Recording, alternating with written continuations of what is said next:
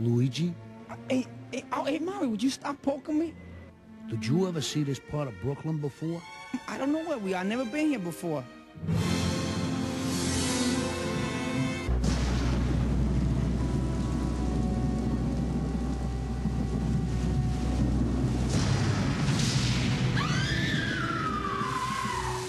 Mario! We're going in. Help me! Daisy! Help! Luigi, no! Where are we? Luigi! Daisy! I captured the princess. Where's the rock? The plumbers took it. Plumbers.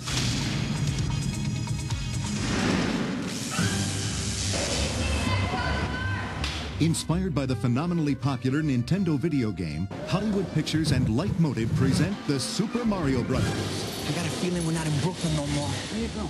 Meet Mario and Luigi, two of the world's most unlikely superheroes, whose finesse with pipes and wrenches leads them on an amazing journey to a fantastic parallel universe, where they battle a crazed lizard king to save a princess, a pendant, and life as we know it.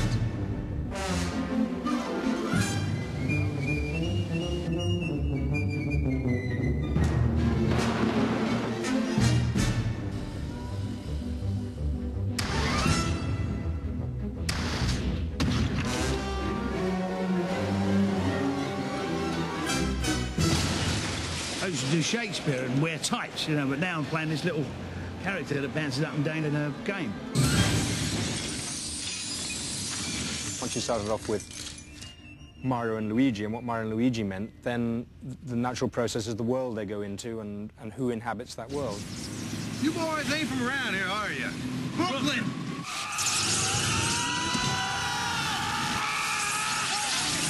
We had a tremendously rich tapestry of characters that worked from in the game itself. So the trick was here to try and get those characters to come to life and to integrate them into a story which made some sense and had a beginning, middle, and end. That's where the real struggle was, to try and get all those elements to fit into a continuum that began to make some sense, because the game doesn't have a story, and the characters don't even have characteristics, they're just names. Mario has brought Luigi up from, you know, he's obviously a very, very much younger brother, and he's lost both parents. But in a way, he's brought him up not just as a brother, as a little brother, but as a friend. And like, he's always been his best buddy, really. Oh, why, thank you, sir. Well, thank you for the ride. Dinner. Do you eat? Yeah? Dinner? Sure. Tonight. Tonight? Oh. Okay. At 6 o'clock, all right? Be here. Great. Bye. What would you do without your big brother, huh? I'd like to give it a shot and find out. Ah, come on. Me and Mario come from a long line of great plumbers. It's like they're two average Brooklyn guys hanging out in Brooklyn, taking care of plumbing and all that kind of stuff. And all of a sudden, we do this heroic act.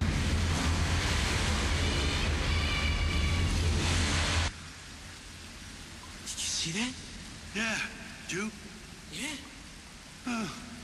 No, Luigi, forget it. Gotta go with it. No, forget it. Rock.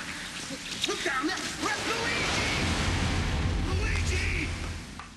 The film's concept was enhanced by the joyful and unpredictable imaginations of directors Rocky Morton and Annabelle Jankel, creators of the electronic sensation Max Headroom. And the first question that came up in our minds was, where did it all come from and why did it happen? And as soon as we started asking those questions, everything seemed to slot into place. And then that sparked off this whole thing about dinosaurs and that their extinction and why dinosaurs aren't around anymore. We found this theory about a meteorite hitting the Earth, and that was the reason why dinosaurs disappeared. 65 million years. We've been exiled here after the meteorite struck, while mammals roam free in the other dimension. Well, not for long. When given the problem of conceptualizing a movie based on a video game, the filmmakers turned it on its ear and dreamed up a mythical prehistory. The story is very much based around the themes of extinction, and we figured, well, maybe the punishment that they receive in this world is they get regressed back to their ancestors. all the way back to any stage of the last 200 million years of evolution. Mirroring New York City, but existing in another time dimension, is Dino Hatton. Although Uptown was never like this, unless you happen to be descended from a dinosaur. What is this place? I don't know. This is crazy. Their society, that of Dino Hatton, these people, these humans have been evolved from reptiles, and on our world, which is a parallel world to them, we've been evolved from mammals. So we have a lot of the same characteristics, except their society is a lot more aggressive and carnivorous, but the point of it is that it's not intended to be in any mean spirit. It's carnivorous and aggressive, and the people like it that way. Hey, what is this? All right, what do we do? I'm getting arrested for being a plumber. Put his number down.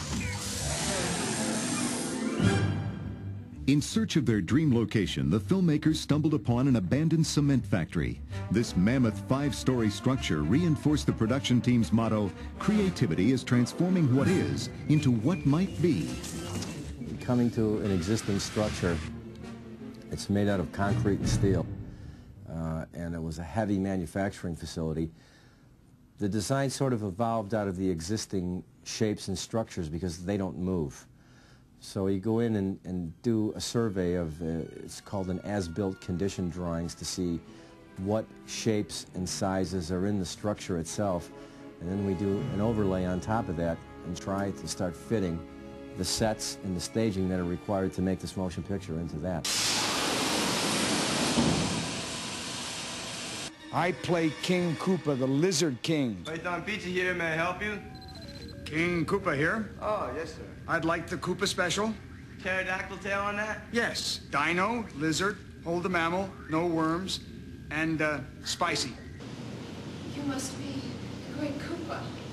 I play a character named Daisy, who is also unknowingly a princess. Luigi! We're coming!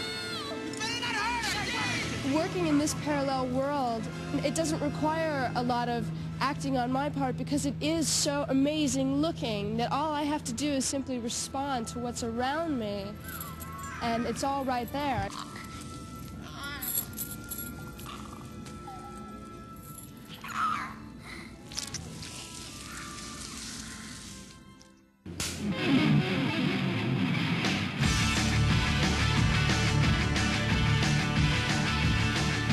More than 1.5 square miles of plywood, 62 miles of lumber, and 150 tons of steel made this original set one of the busiest construction sites in the country.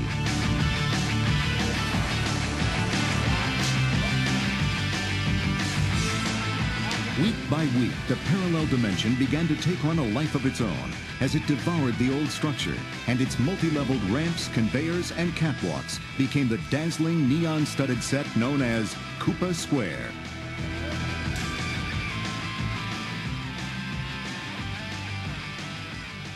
I'm Spike. I'm Spike. He's Iggy.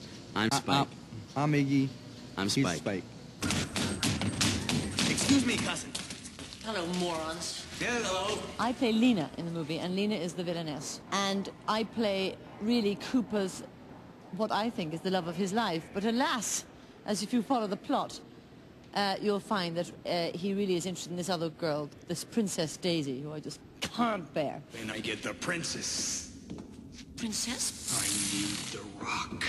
Princess Daisy's come along, and she's young, and she's beautiful, and she's annoying. Now let me guess. Which one of you is Daisy? I think she's jealous. Daisy. This is getting weird.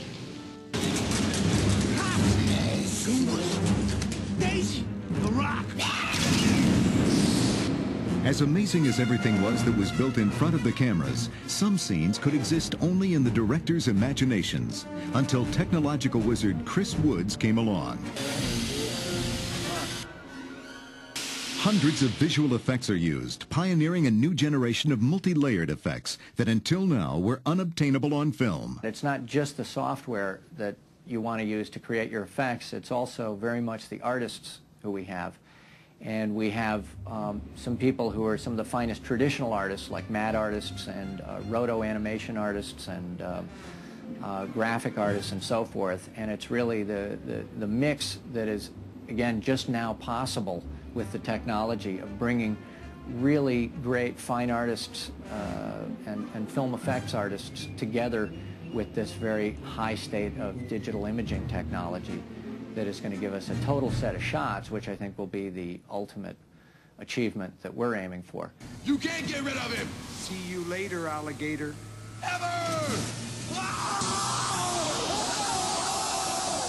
Goombas!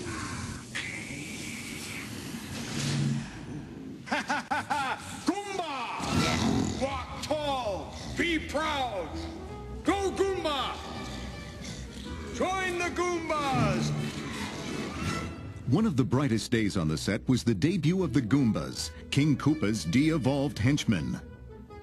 Initially only background characters, the role of the Goombas was expanded because everyone found them so fascinating. We got pretty excited when the skins were run and the mechanics were going in, and you could move the eyebrows and the eyes, and all of a sudden something that was just made out of foam latex and aluminum and little pieces of steel and plastic became a real kind of person, and they all took on a character of their own. Even the ones that are in the same family, they're painted a little bit different. When the puppeteer's inside, he's kind of an individual in himself, and so he puts his individuality into the character. And some are, you know, they float along the set, some kind of lumber along, and they all react differently to different people. You want a cigarette? I can't believe you're kissing up to this guy. Oh, Angelica, he's no worse than my boss. Stop pushing me! Is that Daisy? Daisy. Daniela? Daisy! You too! Daniela!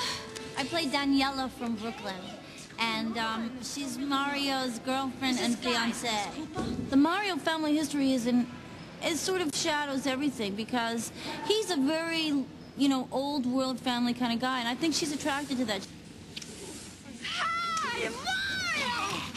Get out of here!